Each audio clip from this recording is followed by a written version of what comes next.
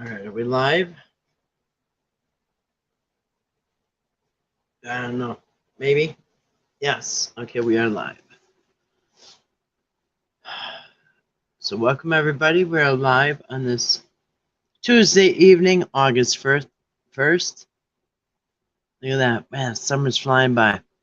August 1st, 2023 is 9:45 p.m. Central Time.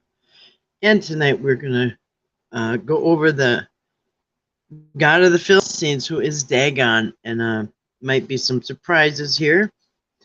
And some people may know all about this. So I have just learned a few things myself. Studying Dagon, who is, the fish god that probably is wearing, the Pope's wearing the fish hat called a mitre. We've gone over that already.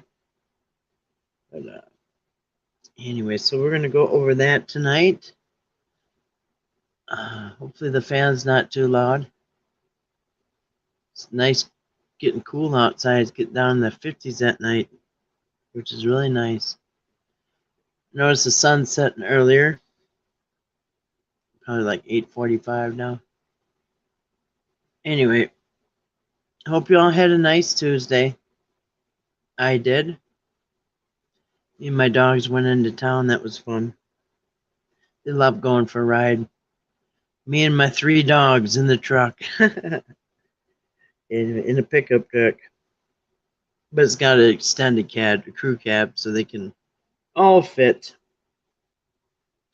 Anyway, sometimes we take the other truck. It's a SUV, a Toyota, but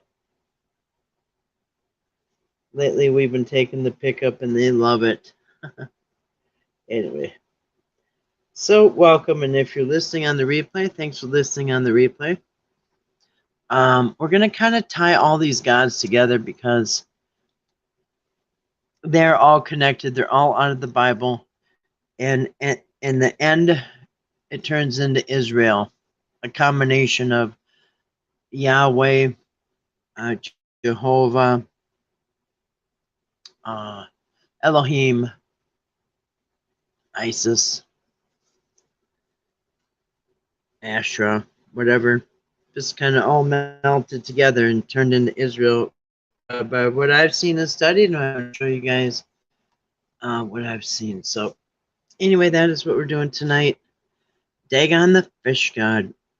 And anyway, we'll go through kind of a lot of stuff. We got a lot of tabs open, a lot. So we got kind of a lot to go through. Other than that, I don't know what else to say. Beautiful day here in Minnesota. It's been in the 70s, lower 80s. Just really nice. We got some rain, which we need. Been a little short on rain this year. I'm grateful that I have a hose with my own well, so I don't have to pay for water. And all the water I want, so. But for the farmers, very expensive when it doesn't rain. Even if they have an irrigation, it's very expensive. And if they don't, sometimes the crops fail. So anyway, I'm grateful for my well and my well water. It's all I drink is water out of my well. Nothing else. Occasionally I'll have some milk, but that's all I eat. All I drink is water. And I think tomorrow we're probably going to go over God of the Canaanites, which is also in the Bible. And we're going to kind of we're tying all this together. We went over the 12 Olympian gods. We went over the Greek, Roman gods, the counterparts. We went over the Egyptian gods. And now we're kind of going to go over a few that are very familiar and in the Bible. We're going to go over Dagon is actually in the Bible a lot. Back in the Old Testament, Dagon came up quite a bit, and I believe that is a big influence on the Catholic Church today. And I do believe that all these gods are influence on both Judaism and Christianity. So I'll go over some of that too. So we got kind of a lot to cover tonight. And what is it? Tuesday night, kind of quiet. So that's what we're going to do. And I get set up here a little bit. A dog took off with one of my moccasins. I don't know where it went. So there I go. All right. So we have, let me get over here. All right. So that's what we're going to do. We're going to swap screens here. And I've got so many tabs open, it's kind of hard to keep track here. All right, so we did go over, let me pull this into view here. We did go over, man, quite a few times actually. We have gone over the Catholics. Something is blocking my screen here. Okay, that's weird. So we have gone over the Catholic mitre hat, which is probably the, well, it is the Dagon fish god. The doggone fish god. Dang it, I'm late. Yeah. I just thinking to myself, you could make a lot of doggone jokes on a doggone. Anyway, doggone it. Yes, doggone it. Well, welcome, Grace. You're not really late. Coming in right on time here. So yeah, we're going to talk about Dagon, the fish god, in Christianity, and well, not really so much about that. A little bit, touched tiny bit on it. Dagon, the fish god, and anyway, this was the god of the Philistines, but much more. That's not just all it is. I hope you had a wonderful day, Grace. I hope all is well in Graceland. Let's see here. And oh boy, I just kind of went down a rabbit hole before I came on here. I just keep going and going and going on this. But let's just see. I'm going to pull up a map, I think. Let me see. I just like to start shutting some of these down. So Dagon is the god of the Philistines, which is, you know, the old Philistia, which is, you know, on the Mediterranean side of Israel there. Let's see here. And I've showed all this before. I'm going to show it again. But anyway, before we get started, we'll show this. This is the Dagon, the fish god of the Philistines. But what some people don't know, there you go. And here is Assyrian cylinder with Dagon, the fish god. You know, that is so weird. It looks like it is the Eye of Horus. Look at that. Can you see it's the Eye of Horus? And it looks like the Phoenix Rising, does it not? Does that not look like the Phoenix Rising? Then you got Dagon, the fish god. And of course, yeah, it's so funny. You know, the Catholics will try to deny that this is Dagon, the fish hat. You know, he wears the fish hat. And by the way, that fish hat, the mitre he's got, is also got, well, it's got Mother Mary on the front, and it's got the Star of Israel on it, on the gold one anyway. I think he's got different ones for different occasions. Hold on a second. There it is. The mitre religious hat. Anyways, so this is, we're gonna go over who Dagon is. Who is this Dagon god? There you go. Oh my goodness. So we got a lot to go over. But yeah, we've seen this. How? Oh, and this is so funny. This is what I use for my thumbnail. This picture cracks me up every time I look at it. Look at, that's the story where they knocked him over. we're going to read that. We're going to read that. So, in case anybody doesn't know, when they knocked him over a couple times and his arms broke off. That was a good one.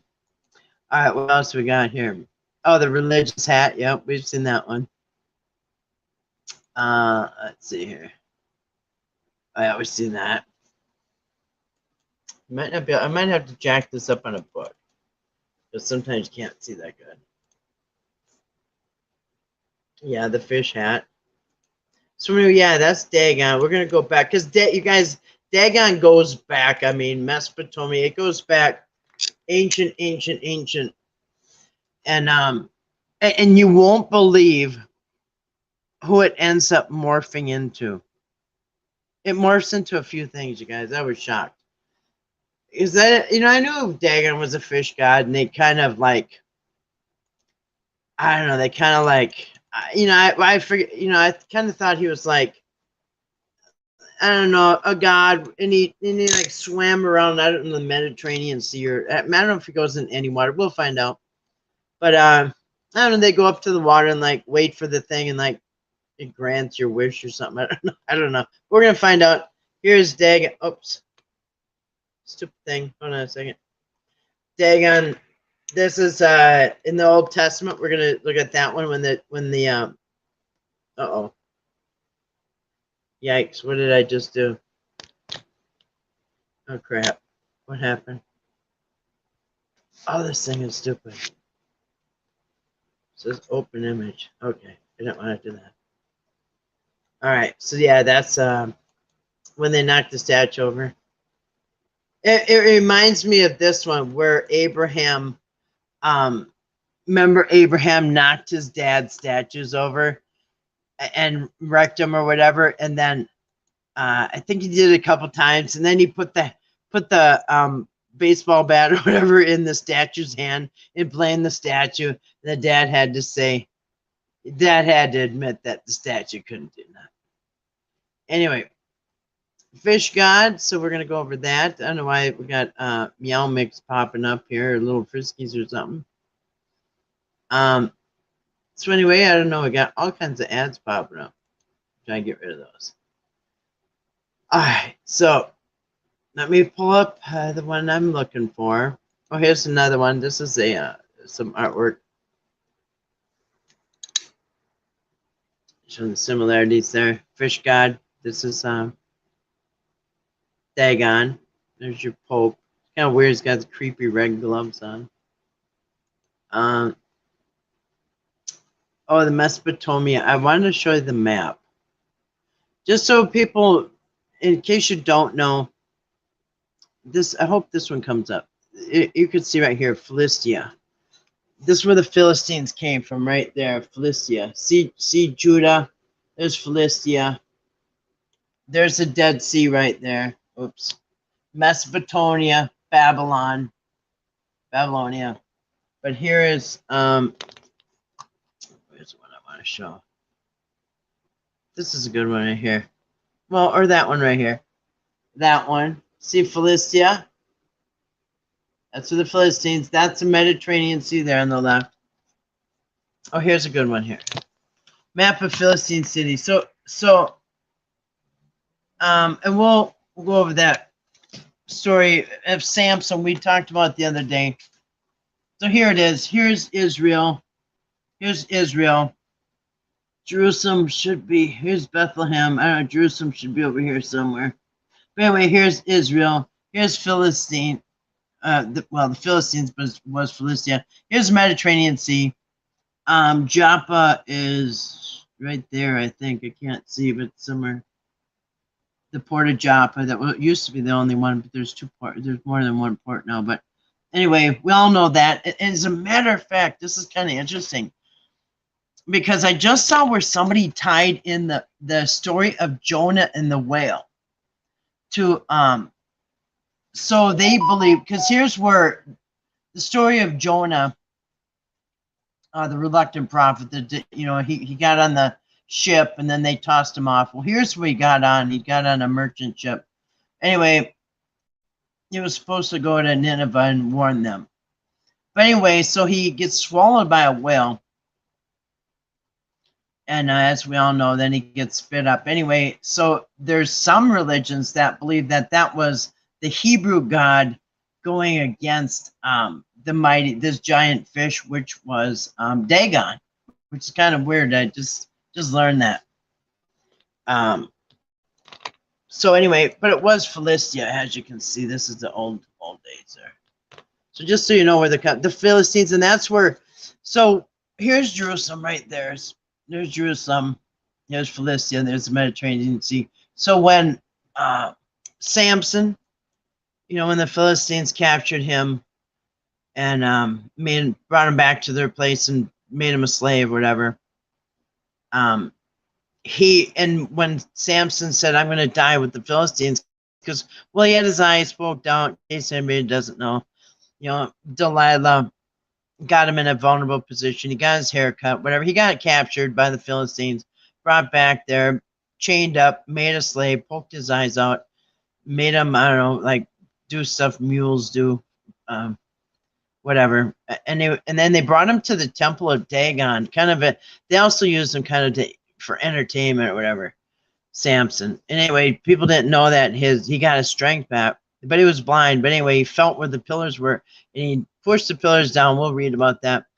And that was the temple of Dagon, which to me, I'm thinking, wow, he tried to bring down the Catholic Church. Anyway, because we just showed you but anyway, he tried to bring down something. But anyway, so as we know, everybody died. Him and everybody. The end of that story. But anyway. So we're going to look at Dagon. There's just so many rabbit holes with this thing. And did you guys know, and I did not know this. So, you know how Dagon,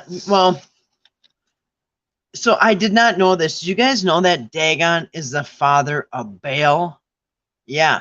Dagon was like he was the top most powerful god. Like, you know how we went over when the Olympian gods, both Olympian and Greek gods, both their top god is Zeus, right? Zeus is it. And then everybody's below Zeus. Well, over in this land here, Dagon was the top. And then he was the father of Baal and Asherah, which Asherah has got a rabbit hole. They all have rabbit holes. But anyway, Dagon is the father of Baal. And anyway, we'll go into even who they're like. It's like a TV show where they all have spin-off series, which is kind of how it is. They all have like spin-offs. All these gods do. So let me find. Oh man, and Asherah. Wow, there's so much. All right, so we're gonna go through.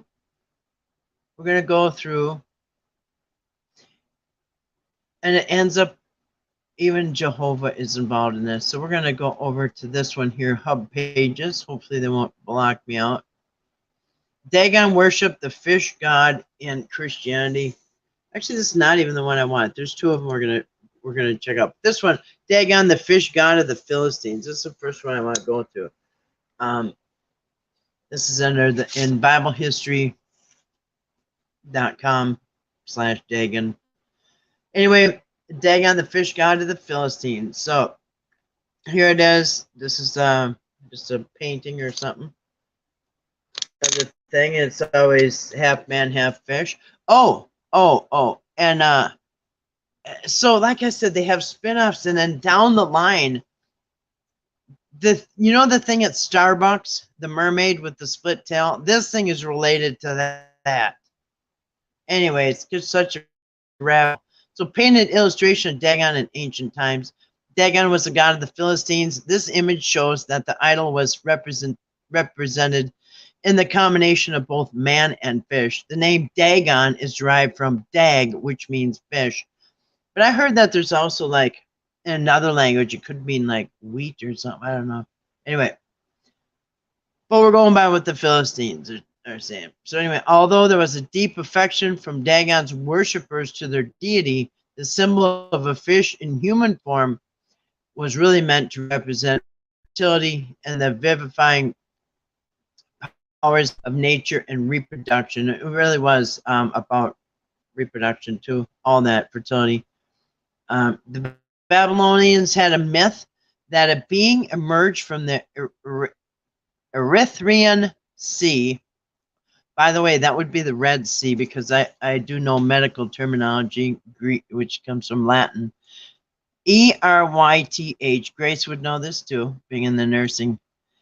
Eryth means red. So if you have anyway, in other words, this is the Red Sea. I'm 99% sure.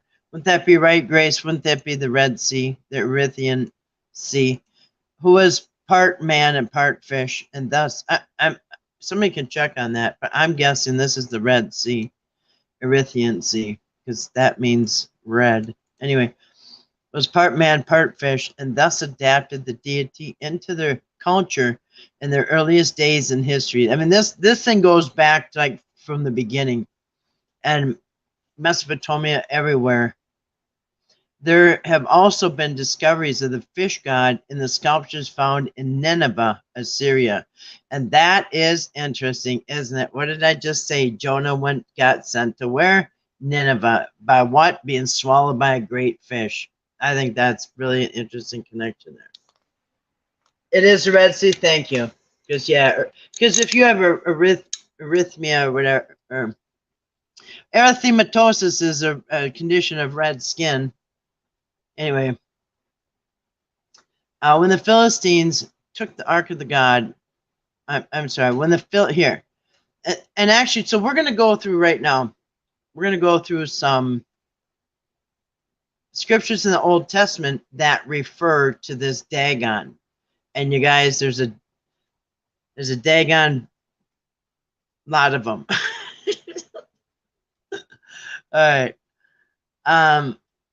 So anyway, there you go, Nineveh. All right, so here, this is from 1 Samuel chapter 5, verse 2 through 5. When the Philistines took the Ark of God, you remember the Ark of the Covenant, remember that? They brought it into the temple of Dagon and set it by Dagon. This is a funny story.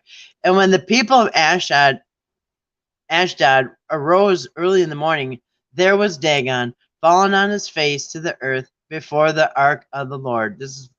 They put that thing next to the Ark of the Covenant or whatever, vice versa. So they took Dagon and set it in its place again. And when they arose early the next morning, there was Dagon falling on his face to the ground before the Ark of the Lord. The head of Dagon and both the palms of his hands were broken off on the threshold. Only the torso of Dagon was left on it.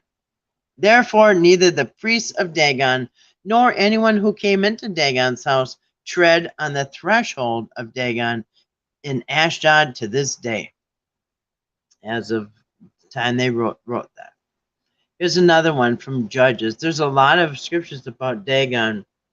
I would tell you, I think this thing ended up to be Jehovah, I think. Oh, wait, I'm not sure, but we'll get to that. Now the lords of the Philistines gathered together to offer a great sacrifice to Dagon, their god, and to rejoice. And they said, quote, our God has delivered into our hands Samson, our enemy. Remember Samson? When the people saw him, they praised their God, for they said, quote, our God has delivered into our hands our enemy, the destroyer of our land, and the one who multiplied our dead. And that's in Judges 16, 23 and 24. There's that thing again. He's holding a basket, and I can't remember what his hand's up for. I think it's a blessing or something. I can't remember. Judges 16:23. Then the lords of the Philistines gathered them together for a great sacrifice unto Dagon their god, and to rejoice, for they said, our God has delivered Samson our enemy into our hand. So these are the people worshiping Dagon, the Philistines. And like I said, this was even before Baal, because Dagon is the father of Baal and Asherah. So then First Chronicles, so in other words, this is pre-Baal. I mean, First Chronicles 10:10. And they put his armor in the house of their gods and fastened his head in the temple of Dagon. First Samuel 5:7. And when the men of Ashdod saw that it was so, they said, the ark of God of Israel shall not abide with us, for his hand is sore upon us and upon Dagon our God. So they're not really, they didn't want to get that thing out of there. First Samuel 5:2. When the Philistines took the ark of God, they brought it into the house of Dagon and set it by Dagon. Anyway, so there's the statue. A word about idols. Oh yeah, okay, so yeah. Which is funny. Which is kind of funny about the idols. Anyway, I should put this link up. But anyway, so we're gonna keep going. So I got a lot to go through. Dagon worship, the fish god in Christianity. Is it the fish? Is it the Pisces fish? Is that the symbol? Anyway, he is again. Looks like he's waving. And by the way, you see, this is so weird, you guys. This thing is wearing a watch. It's a keeper of time. He's a keeper of time. Look at this. He's wearing a wristwatch, like I have a wristwatch. He literally has a watch. It's a Timex. He wears. Oh, look, and one on this hand. Because I think, is it one for the past, one for the future? I can't remember. But anyway, he's got a watch on each hand. Look at that. Seriously. You got a watch on each hand. Okay. Dagon. Let's take a look at the name Dagon. We know that in the Bible it states that Dagon was worshipped by the Philistines as their god.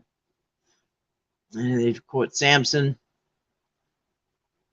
Now the Philistines were also part of and considered the Canaanites. Okay, this is big and huge because tomorrow we're going to go over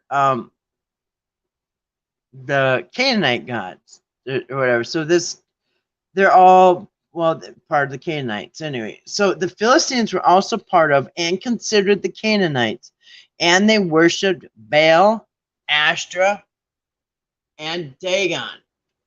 This is dad, son, daughter. Here once again, as in all sun worshiping cultures, we have a Trinity. All right. Most Christian churches believe in the false doctrine of the Trinity. I was going to say that. Here's your Trinity. Father, Son. Instead of Holy Spirit, this is the Mother Mary. Okay? Because that thing, Ashtarth, actually turns into, where is it? Oh, we're going to get into all that. I'm going to show you when we get done here. All these things turn into, so this Ashtarth here is going to turn into other things. So let's keep going. Dagon means fish god in Hebrew. See Strong's Concordance 17:12. Dagon, the fish god. We can still see this worship played out today. Just look at the Catholic Church, the Pope, and their bishop mitres. It is the same today as it was in the Philistines. Today, the name Dagon is replaced by the name Ictus. Look at that name, Ictus. Guess what that is? Guess what that is? You recognize this name? Ictus means fish in Greek. See Strong's Concordance 2046. Check this out. Let me find that thing. Let me find that Dagon. There it is. Look familiar? And actually, in here is a 666, believe it or not. This rabbit hole goes really deep, you guys.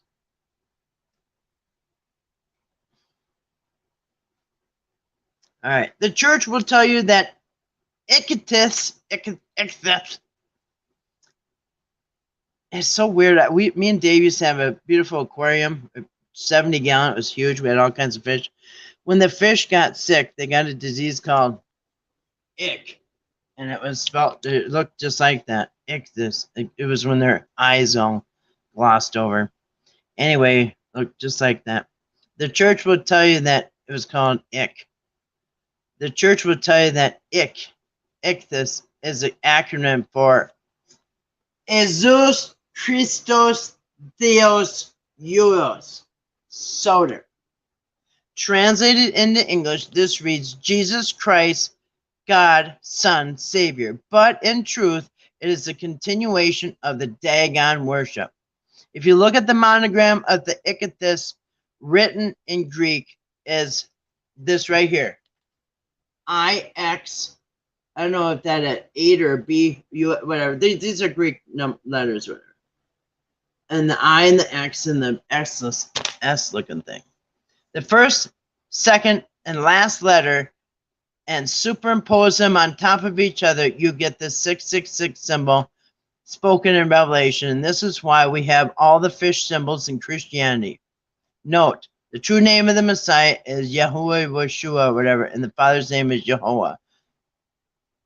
Anyway, and translated in Hebrew. The Bible states in Revelation, the beast shall rise out of the sea. And I stood on the sand of the sea and saw a beast rise up out of the sea, 7 heads, 10 horns. Upon his horns, 10 crowns, and upon his head the name of the blasphemy, Revelation 13:1. Is this also the reason they call it the Holy Sea? Did you see that? It rises up out of the, let's see, out of the sea. There are a lot of fish swimming around this pond, and this is why we have maritime law, which is also called admiralty law. What it all boils down to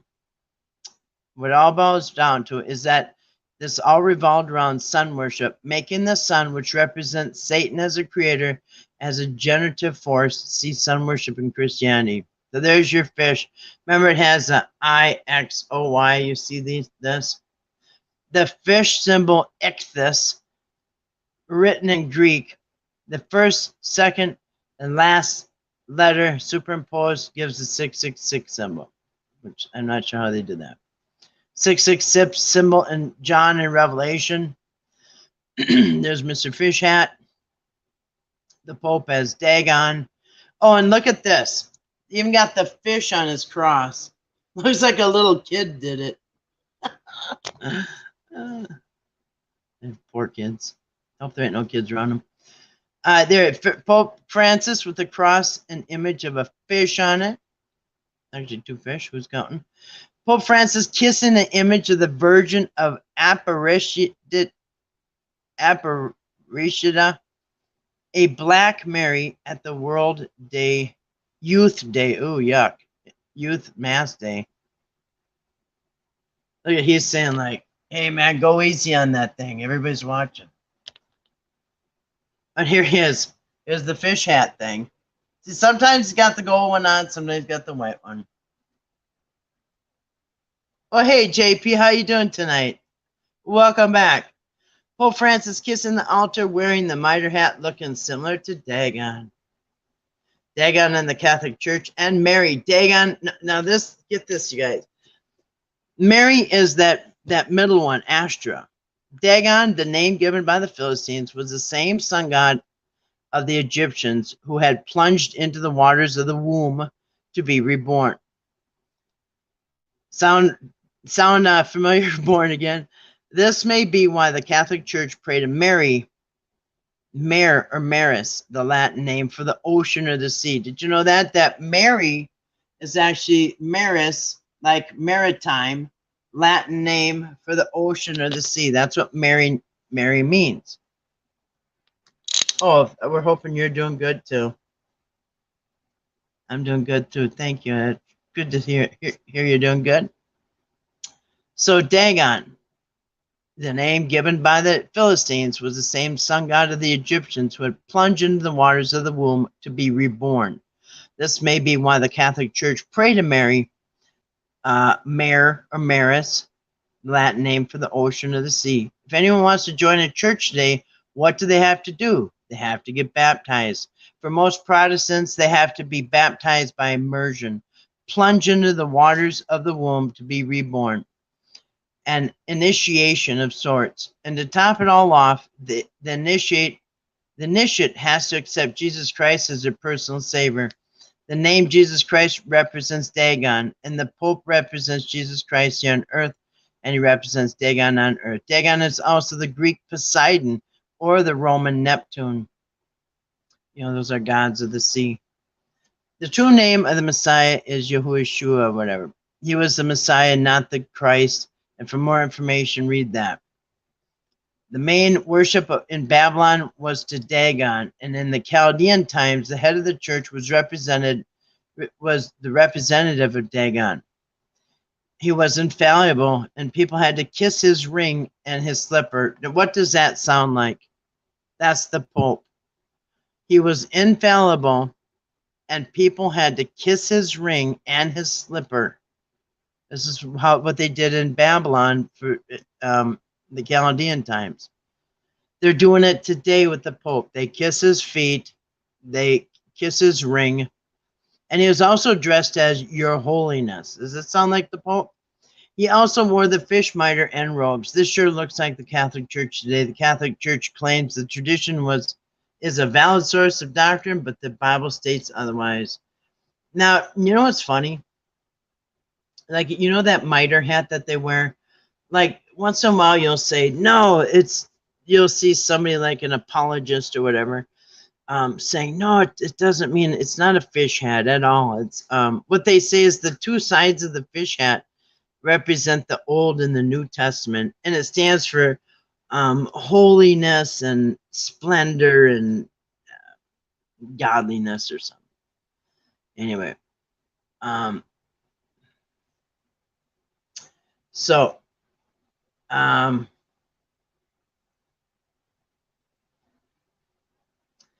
the Catholic Church has many traditions from Babylon, including infant baptism, prayers to the dead, and the relics, repetitive prayers with beads, forgiveness of sins, the Mass, and Sunday worship. Now remember that the Catholic Church is the mother of all Christian churches. Cardinal Ratzinger, remember him? Ugh, like something out of a horror movie. Remember him? Cardinal Ratzinger, I don't even want to bring his picture up. Said in September 2000 in Dominus Lesis that it must be always clear that one holy Catholic and Apostolic universal church is not the sister, but the mother of all churches. So he wanted to make it clear that the Catholic Church is not the sister of the Christian church, it's the mother of all the Christian churches. Therefore, all Christian churches are worshiping the Son. They're the daughters of the great whore of Revelation. Now this is kind of interesting because the beast comes out of the sea, and I want to show you guys something. Here it is, the fish of the sea. Look at that picture.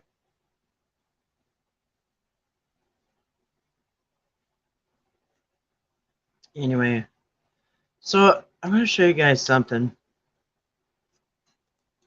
So I like to look at the comments. Sometimes people's videos aren't really the best, but I like the comments, and I get sometimes more out of the comments than actually the video. And I want to show you some comments I saw on a video. Let me get this thing. And you can see where these split off. Now here it says this is a video that I watched.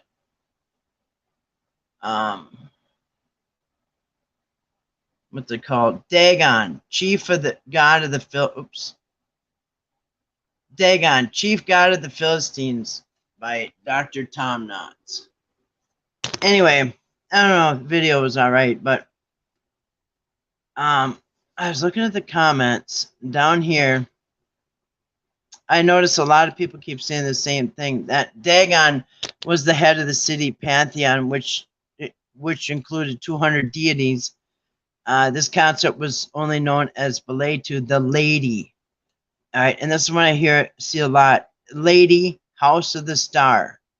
Both were worshipped in a large temple complex called Emo, House of the Star.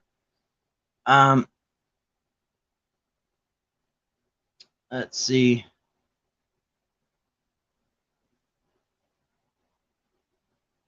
Where are we? Somebody down here made a connect, and this is really weird because if anybody knows the band Korn, my son used to be a bouncer at a bar where a lot of famous bands played, and he got to meet Korn and get their autograph. But anyway, Korn is kind of weird. If you check into that band, they have the here, I'm going to show you real quick. They have the band Korn actually has, that's the name of the band, and that's actually the name of a god. There's a god called Korn, but the K is backwards. And if you know the group Korn, they have the R backwards. In fact, I want to tell you, hold on a second.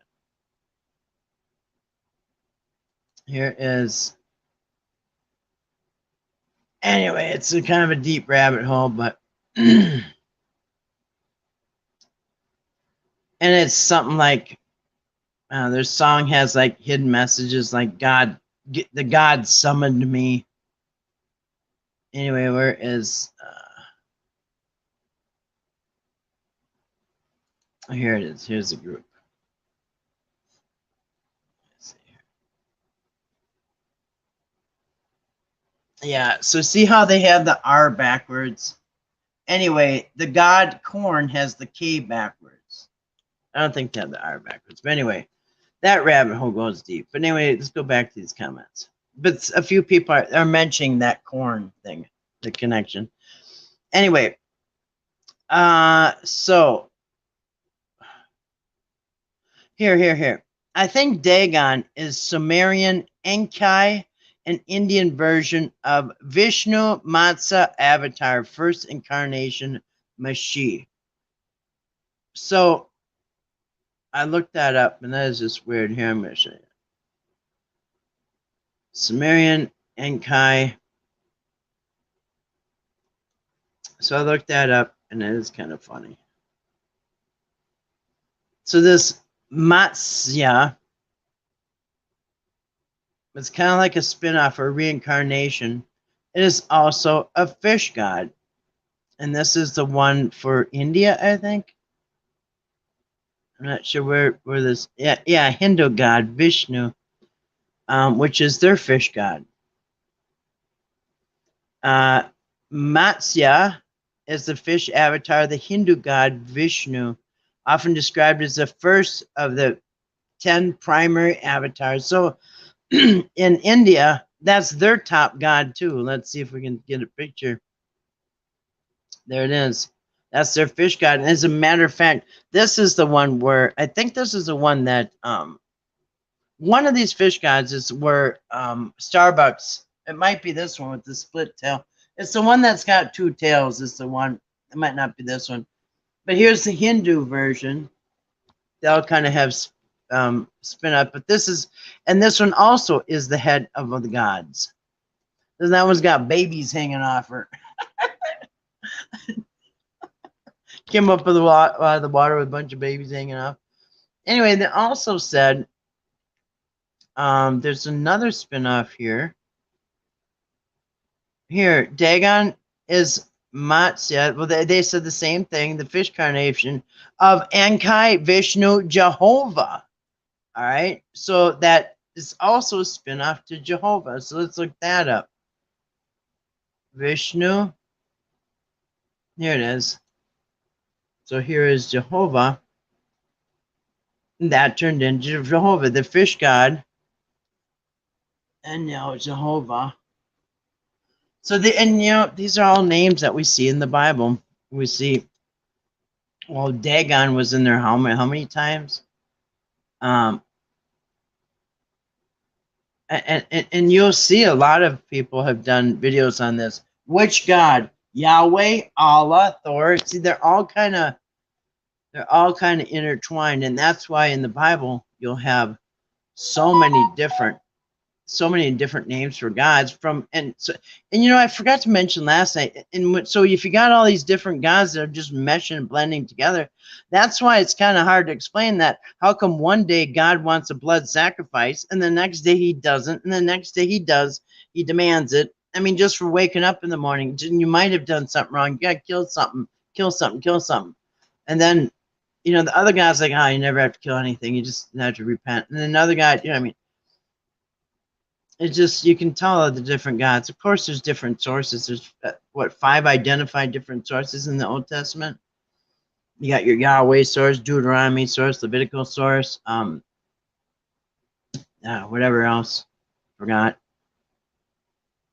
And look up Siren in the Book of Enoch. The Siren mother is the original fish god, survived the flood and born giants.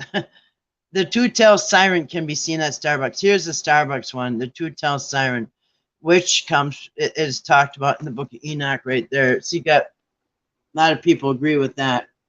The book Siren in the Book of Enoch. So these are just like it's like a rabbit hole. It just keeps going and going. So every culture has this thing, and every culture, like I said, this Dagon was actually the father of Baal. I mean, Baal was this thing's son. Let's see here. And here's the other one, Enki. If it'll come up. Will it come up? No. There, Enki. Another one. That one doesn't want to work. Yeah, and here's the one, the Lord Vishnu. Are Lord Vishnu and Sumerian god Enki the same? Here, we're going to pull this up. I'm going to pull this up again.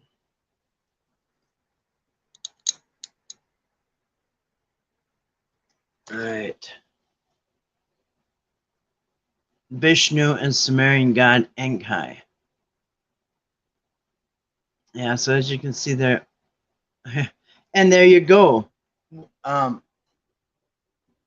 Jonah and the whale, you know what I mean?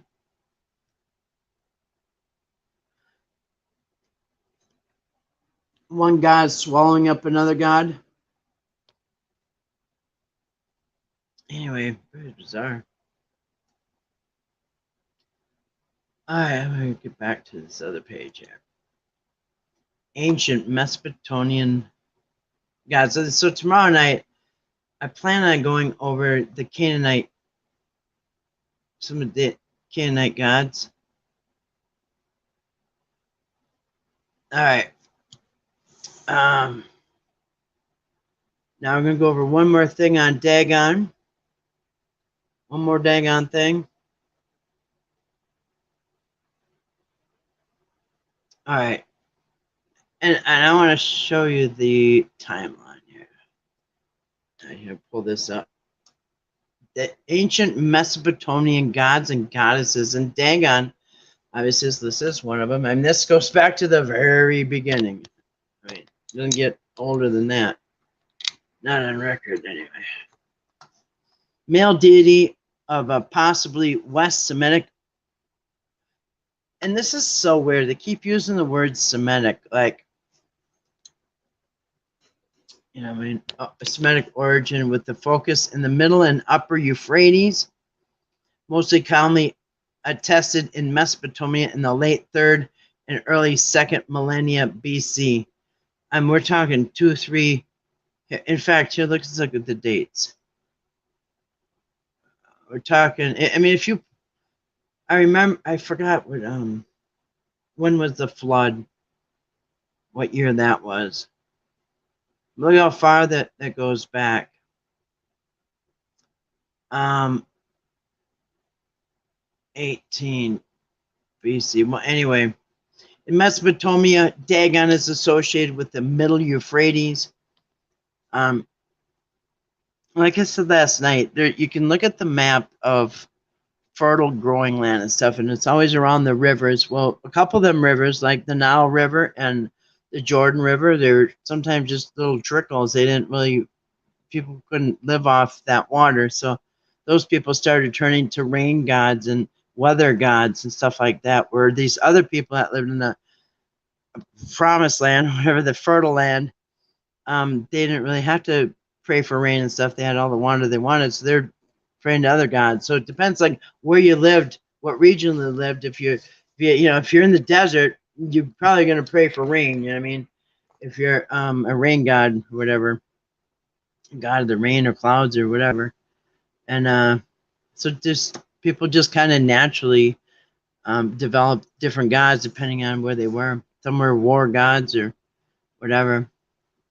In Mesopotamia, Dagon is associated with the Middle Euphrates, in particular the cities of Tuttle and Turka.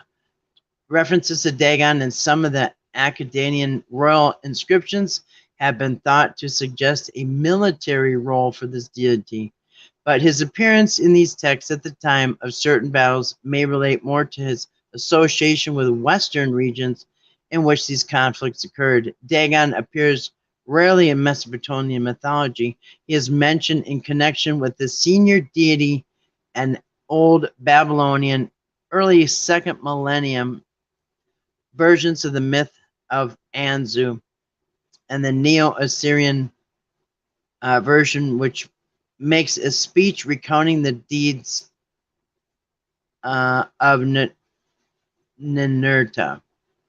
In other cases, Dagon is said to keep him with 7 children in the underworld, God and Mesera. And this netherworld aspect of Dagon is possibly supported by the temple built by Samsi Adad. The temple of funerary offerings.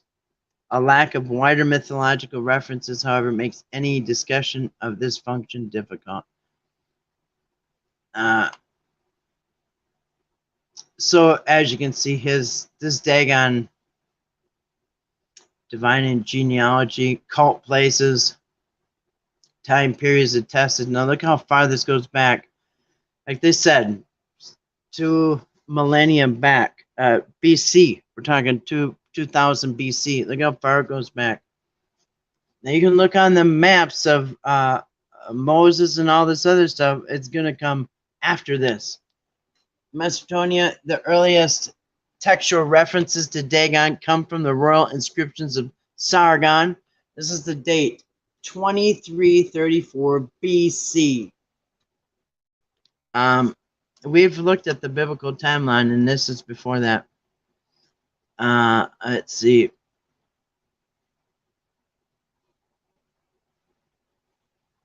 So, I mean, goes back, they've got biblical texts, they've got letters, they've got, all the statues, they've got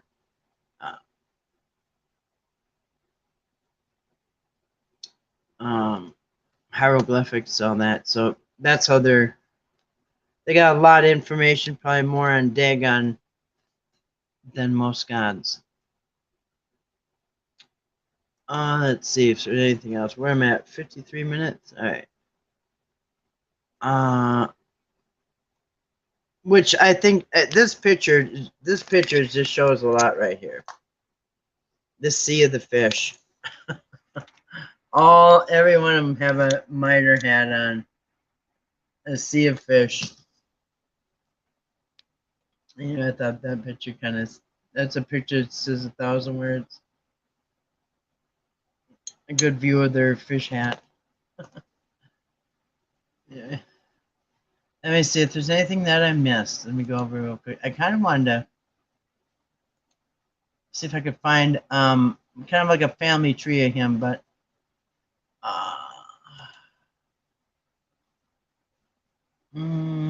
it just really wasn't a clear one. Some of these are just so small that when you blow them up, it just turns into those fish look hungry. Yeah. Who knows what they ate? You know what I mean?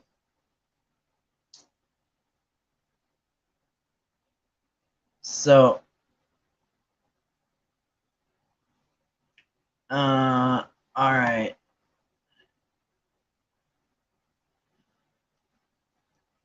Now, let's see where.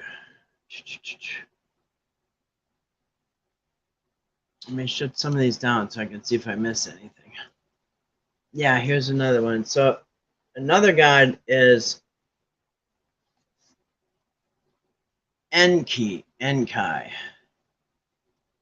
see if I can get a picture. But anyway, so the fish gods seem to have been like spin-offs from Dagon.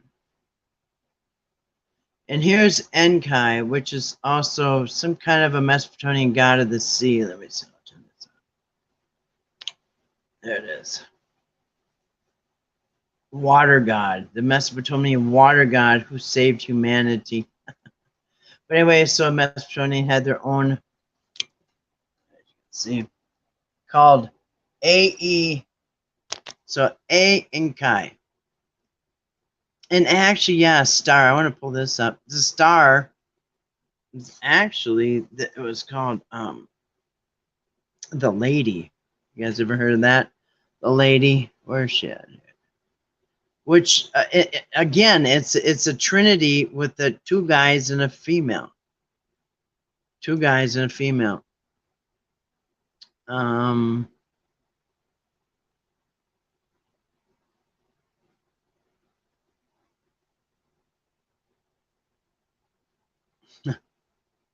You know what's funny? They even have Dagon in like video games and stuff. You know what I mean? There's a video, and these dragon. Anyway, there's Dagon. Some kind of video games. Here's another one, Enki. This is also a another sea god, which is probably a Sumerian. Well, it's a Sumerian god of water. So this is probably one of the Anunnaki. He was later known as this one we just had up, Akkadian. Akkadian. That's from Babylonian religion. So they all seem to have here detail of Enki from the Ada seal, and ancient cylinder seal, 2300 BC. This is one of their seals. That's how important that thing was. And it does have connection to Mercury. I've seen that before. Enki means Lord of the Earth. And most of these have a temple that they're worshipped in. Must have had a lot of temples back then. Creation of life and sickness. Anyway, they're all kind of connected a little bit. There's Jehovah, Envel Jehovah. There is the Hindus' god, Enlil Jehovah. Anyway, they all mesh together. There's Korn, the group Korn. Ashna Vishnu. Oh, bless you. Our Lord Vishnu and Sumerian god Enki the same? You can look up all this yourself. What religion is Enki from? Sumerian god of wisdom, fresh water, intelligent, mischief, healing, creation, fertility, and art. Same god. I don't know if you can see it. Three-headed god in Hinduism. Anyway, I think that's all I got.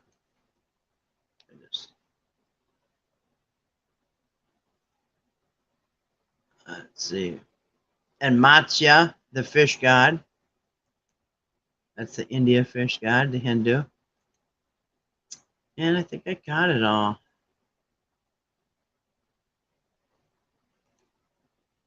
I think I do. All right. So tomorrow, I think we'll go over the Canaanite god that you'll be familiar with out of the Bible. All right. Anything else? I don't think so. Let me see if I missed anything. I don't think so.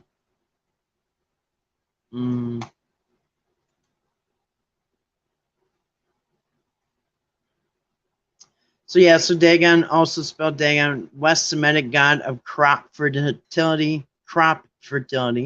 worshipped extensively through the ancient Middle East. Dagon was a Hebrew and Ugaritic common noun for grain, and the god Dagon, legendary inventor of the plow. I think that there might be two Dagons. I don't know. The one's like a lot to do with the grain, and the other one's the obvious one, the Dagon that means fish. So anyway, well, that's about it. I think I'll wrap it up for tonight. There's so many articles you can read about that. There's a lot of videos too. But if you go online and just type in ancient god Dagon, you'll be there for days reading about it. It's almost, actually, it is a rabbit hole, goes pretty deep.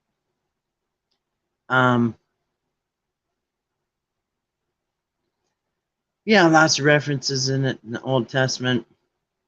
I like the story where they tipped him over twice and then he broke. They put him up first time, he broke. They knocked him over again. They're like, get that thing out of here. Get that Ark of the Covenant out of here. This sucks. Oh, and I think that, you know what? It's a funny ending to that. Actually, this here, I'm going to show you real quick. This video here, this guy here, I'm going to show you. He claims, I don't know where he got his information. He claims that kind of the end of this guy here, he claims that the end of, he's a doctor, he can't be wrong, right? he claims that like the end of Dagon, like his demise, was two things. One where like a bunch of rats got into the food supply and wrecked it, and then people starved or whatever. I don't know, got sick or whatever. Something bad happened. So they realized that Dagon really can't protect us from crops. And then, this is really weird, I'm not sure where he got his information, but the other thing that did Dagon in was everybody got like really bad hemorrhoids, and like bad hemorrhoids. And people used to die from that, you know what I mean? Because James J. Hill in St. Paul, the richest guy that put the railroad through the United States, that guy, he died of hemorrhoids. Anyway, so a bunch of people had hemorrhoids, like dying of them. And then also they realized that Dagon can't save them from the hemorrhoids. So anyway, I don't know if that's true, but that's in this one. Dagon, chief god of the Philistines. I don't know, it wasn't a very long video, but I think that's what he said. I watched so many of them. I think it was in this one. Anyway. Well, thank you. Yeah, they are intertwined. It's crazy. Yeah, so tomorrow we're going to see how they're intertwined. Lord willing, I'm back tomorrow again. All right, well, thank you all for coming in. If you're listening on the replay, thanks for listening on the replay. Thanks for coming in tonight, Grace. And hold on a second. My thing doesn't want to scroll. Hold on a second. Hi-oh. Hold on a second. Let's see, it's going nuts. All right. All right, JP. Good to see you tonight, JP. JP says, hi, old friends. I say hi to you too, JP. You're doing pretty good. Is that Hernandez? Are you Hernandez? JP, are you Hernandez? Anyway. All right, good night to JP. Good night to Grace. Good night to everybody. Anyway, have a great rest of the evening. Hope you all have an awesome day tomorrow. And peace. And yeah, love, blessings to you too, Grace. Thank you. You too. Love, prayers, blessings to you too. I thank you, everybody. And anyway, thanks for coming in. And